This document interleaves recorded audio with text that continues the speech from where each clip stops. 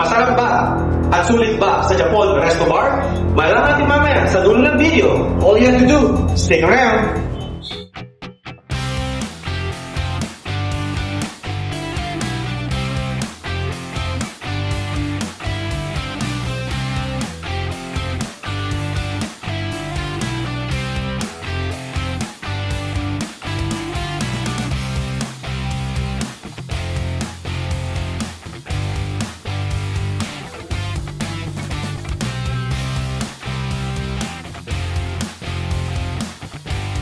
Okay na guys, ang una kong kakainin ngayon, tatawag na palabok.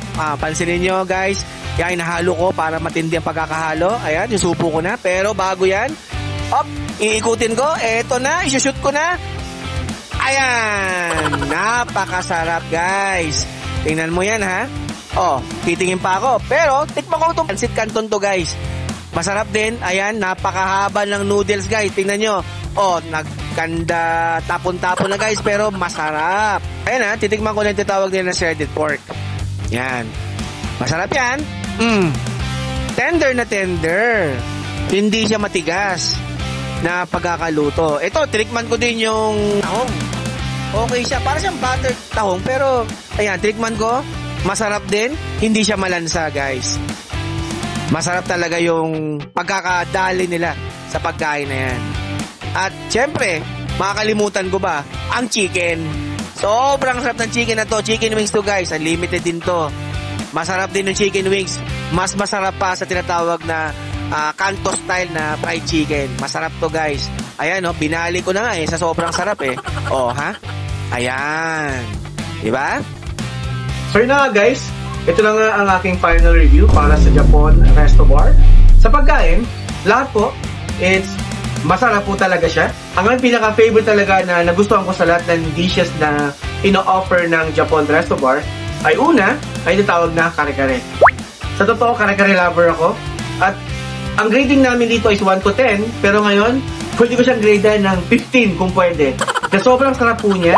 Talagang ultimo yung pinaka karne niya, yung pinaka gulay niya. Talagang masarap. At saka yung gulay pala, yung talong saka yung string beans, hindi po siya overcooked, hindi siya malanta. So talagang crunchy siya, masarap. At yung sa karne naman, just so you know guys, yung kare-kare nila, yung karne is generous cut. Pangalawa, yung tinatawag nilang shredded pork. Strip siya na pork. Masasabi ko na nasa siya, between 6 and 7. Yung pangatlo na dish na tikman ko ay yung tinatawag nilang buttered vegetables. Yung una ay meron po siyang tinatawag na carrots saka baggy beans. Sobrang sarap din siya kasi kagaya po ng kare-kare na gulay, hindi siya overcooked kasi po talagang crunchy po talaga siya. At masasabi ko, ang grading ko sa kanya ay nasa between 8 and 7 din. At natikman ko rin yung tinatawag nilang palabok. Okay po yung noodles, hindi po siya overcooked yung noodles. Masarap din yung palabok nila. At saka yung natikman ko din yung tinatawag nilang buttered tahong. Okay din po siya, okay din yung lasa, hindi din po siya overcooked at saka hindi po siya malansa. Pagdating po sa tahong nila, may kasama din siyang gulay. Meron po siyang eggplant or talong, meron din po siyang squid ball, at meron din po siyang beans, which is lahat po yon is hindi po overcooked. Tama lang because malutong po siya yung pagkakaluto. At sabi ko kanina na hindi po siya malansa yung tahong. Kung kayo po ay shell food lover, bagay na bagay po ito sa inyo. At isa pa, yung tinatawag kung mahilig po kayo sa mga laman loob po ng manok, meron po silang ino-offer na may dish po sila ngayon dito na tinatawag nila na fried chicken intestines.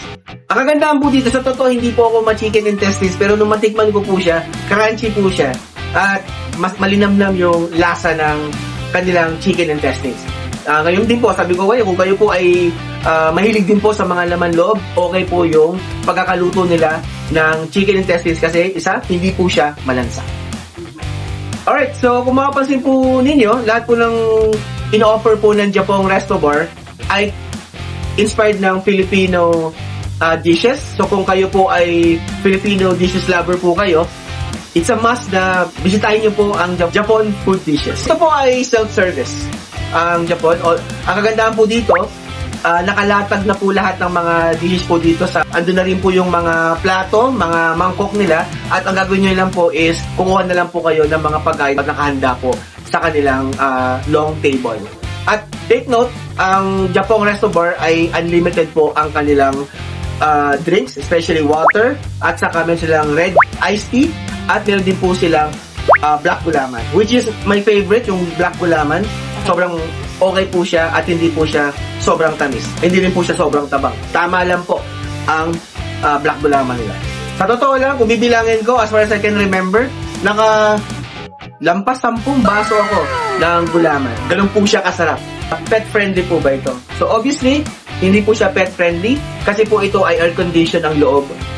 At closed door po ito ang loob ng Japong Resto Bar. Ang parking rates, libre po ang parking po dito sa Japong Resto Bar. Motor at saka 4 wheels. Patlo, accessible ba siya? Masabi ko, kung diagredan ko ang accessibility ng Japong Resto Bar, dahil ginagawa po ang MRT 7 dito po sa kahabaan ng Commonwealth hanggang papunta po ng Tungkong Mangga sa Bulacan, masabi ko may part po dito na hindi po siya talaga maganda kasi marami po siyang lubak-lubak at traffic po.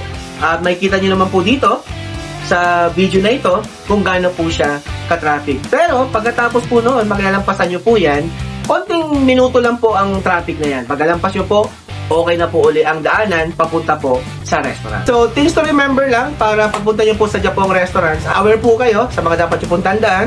Una sa lahat, 200 pesos po kapag kayo po ay merong leftover.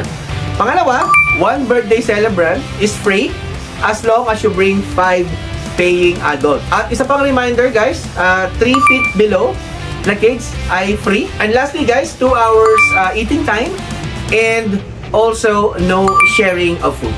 1 plate, 1 person po. Alright guys, ito yung mga na-observe ko while nandun ako kumakain sa Japong Resto Bar. Mga things to improve. Binibida nila, tinatawag nila na samgyup.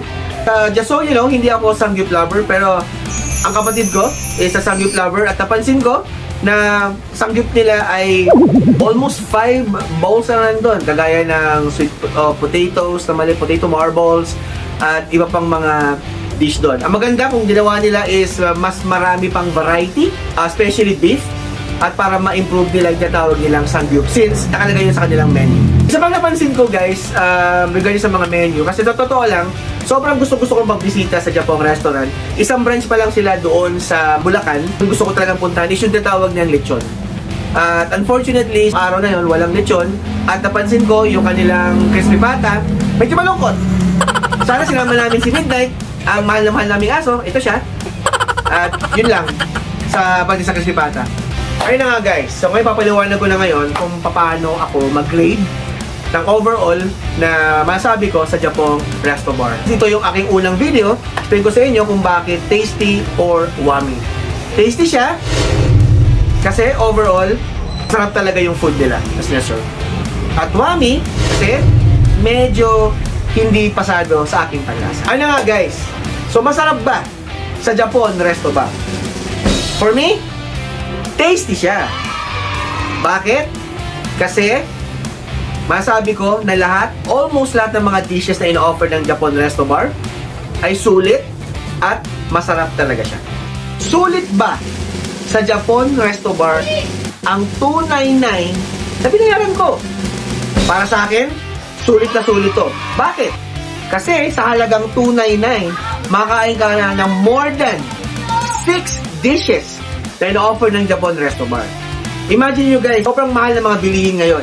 Pero ang Japong Resto Bar, nag-offer sila, imagine, $299 every Saturday and Sunday at $249 Monday to Friday. Kaya masabi ko, ulitin ko, sulit po siya.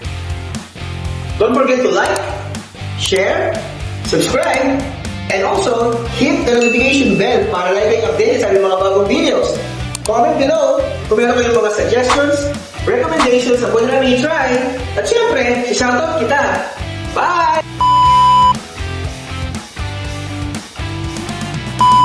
And also, hit the notification. Para kung tala, di ba? Okay na yan. Son of 5 5 paying adult. Ulit.